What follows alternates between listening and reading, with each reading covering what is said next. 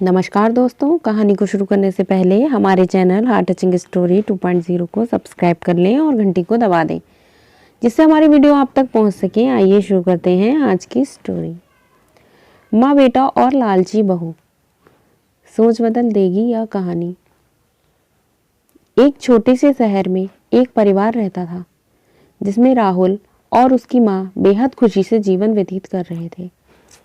Rahul auto चलाता था और जो भी आमदनी होती थी, माँ बेटा खुशी खुशी उसमें गुजारा करते थे। एक दिन उसकी मौसी राहुल के घर आई। उसने राहुल की माँ से राहुल की शादी के बारे में बात की, जिसे सुनकर माँ बहुत खुश हो गई। अब राहुल के लिए एक अच्छी लड़की की तलाश शुरू होती है। कुछ ही दिनों में राहुल की मौसी को प्रीति नाम की एक लड़की मिली, जो देखने में बेहद खूबसूरत थी। राहुल को भी प्रीति बहुत पसंद आई और दोनों ने शादी कर ली। शादी के बाद कुछ दिन बेहद खुशी से बीते, लेकिन राहुल और उसकी माँ को प्रीति के बारे में यह नहीं पता था कि प्रीति कितनी लालची लड़की है। प्रीति ने शादी के कुछ दिनों बाद ही अपने रंग दिखाना शुरू कर दिया था। वह महीने में कई बार किटी पार्टी जैसे समारोह में जाने लगी, जिसके लिए प्रीति हर पार्टी में नए कपड़े और कीमती जेवर पहनती थी। जब प्रीति के नए गहने और कपड़े खत्म हो जाते थे, तब प्रीति अपने पति की कमाई से नए कपड़े और गहने खरीद लेती थी, जिससे राहुल के घर में झगड़ा शुरू हो गया था। कई बार ऐसा होता कि महीने का राशन लाने के लिए जो भी पैसे होते थे, उन पैसों से प्रीति अपने लिए कपड़े और गहने खरीद लेती थी। एक दिन राहुल ने कहा, प्रीति, अपने नए कपड़े और गहने खरीदने में इतना पैसा बर्बाद करने से क्या फ़ायदा है। आपको सोचना चाहिए कि आपके पति की इतनी कमाई नहीं है कि आप एक महीने में 10 बार किटी पार्टी में जाने के लिए नए नए आभूषण खरीदकर खर्च कर सकें। यह सुनकर प्रीति गुस्से से लाल हो गई और राहुल से कहने लगी, तुम हमेशा मुझसे कहते रहते हो, कभी भी तुम ज़्यादा कमाने के बारे में क्यों नहीं सोचते। यदि तुम ज़्यादा ऑटो रिक्शा चलाते हो तो ज़्यादा कमाई होगी और आज मैं आराम से नए नए कपड़े पहन सकती। यह कहकर प्रीति अपनी सास के पास जाती है और कहती है, माँ जी, जो गहने आपके पास हैं मुझे दे दो, मैं इसे पहनकर पार्टी में जाऊंगी।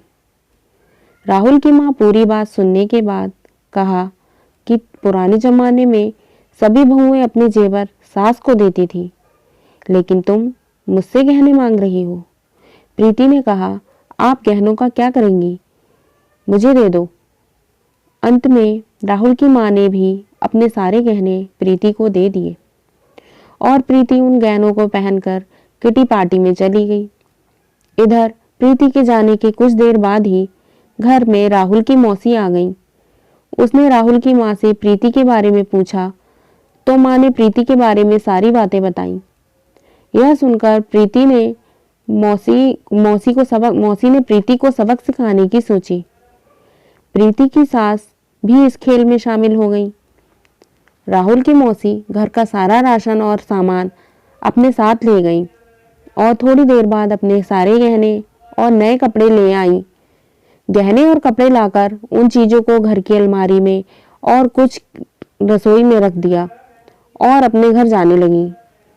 जाते समय प्रीति की सास से कहा कि जब प्रीति घर आएगी तो यह जेवर देखकर वह तुमसे कुछ पूछेगी, तुम उसका अच्छे से उत्तर देना।